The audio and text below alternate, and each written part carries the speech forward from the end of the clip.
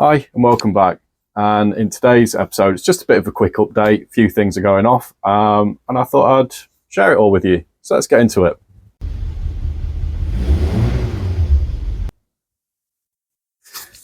So it's been a few weeks since I've done any sort of major video, and I've been working on the exhaust. So I had to go back and redraw it because of the change in the inlet manifold. And I think I've sorted it to the point where I've actually started making it. I've had to do quite a bit more work than I expected because one of the things I needed to do was make sure I could get accurate cuts. So I've made my own tooling to get all these bends correct. So you can see this is one of the 90-degree ones, and I used the vernier, the depth, to, where is it? There we go. So you can set the depth. These clamps will then position it, and I can actually mark. Worked out pretty well. What it's not doing though, which I was happy about, is the cuts I'm making are slightly longer. So I'm not cutting off too much, which is a worry that I did have. Currently in the printer right now are some of the final bits, because I've made, when I can hold it, an adjustable one. So take that out, so I'm going to drop it. Depending on what angle bend I've got, I can just keep moving this around. Vernier mounts in here. And like I say, this has position to, I'm going to put a M10 bolt through here, so I can actually just stop that from moving around too much. But that means I've got to keep printing tools out for every angle that I've ordered, because as it turns out, it would actually be quite ridiculous. So yeah, at the minute, working on the primaries. So these are all marked up, ready to be, oh sorry, just put some blue dye on them so I can mark them up and cut them. But I have done number 4 because that was the easiest one. Let me show you it. So it's only tack welded together. The collector is just attached to the engine block using some really rusty old steel, but it's doing its job. Yeah, this is number 4. Really happy with how it's come out. What I have realised is this flange is, there'll be enough to get a weld on, but I should have actually made that a bit bigger. And the flanges are welded together. So I did have the inlet manifold on here yesterday, but I moved it so I could just check a few things. So these are all welded together so they don't move, because 1 and 4 will be okay when I've done the collectors, but 2 and 3 won't be till we've done the secondaries down here. So the intention with this is, right, I'll show you on here. So that little bit there is the center line of this bend. So if I get that lined up, that should put me in good stead to come over to here. And I can't find the bends, the printed ones. They're in there somewhere. That all needs sorting out. So what else? So it's been a while. Like I say, I've been busy with a few other things. Now, one thing I have done is set up a few things on funding the project. It's not something I really want to like constantly ask, because I feel like I'm begging for it. But if you want to support the channel, there are ways. You can. There's a link at the bottom. You can buy one of these Jim Build stickers if you really want one in your car, which I have.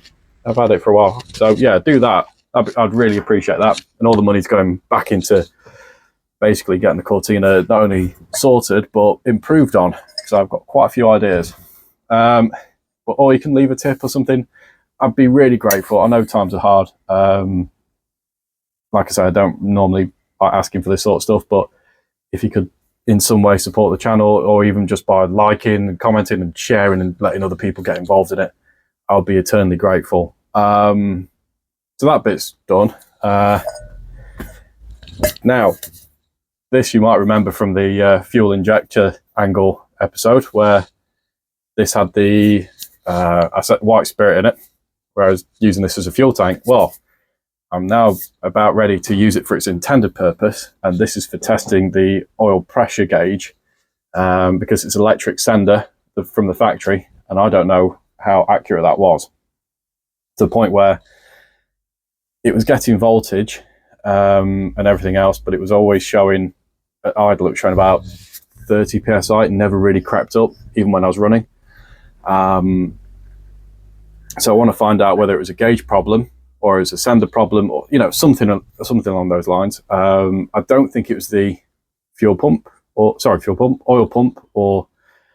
the oil system within the engine. I really hope it isn't, but we're going to come on to that soon. Figure out why I ended up getting that scoring on the bores. It might have been oil related, hence why I'm going down this route.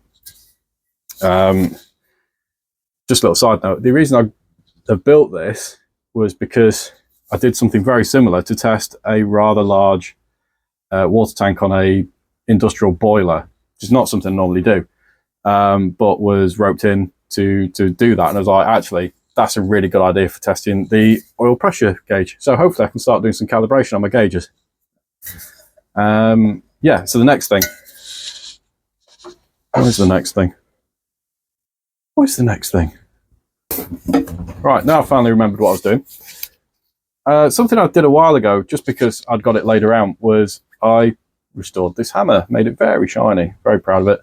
But I should have filmed it and I didn't. I wanted to have a go at seeing whether I could do something like some of the cool kids do on YouTube. Mainly because I really wanted a shiny hammer. But would you be interested if I started doing some tool restorations? Because I actually quite enjoyed doing it. And I've got a load of old, shitty, rusty tools.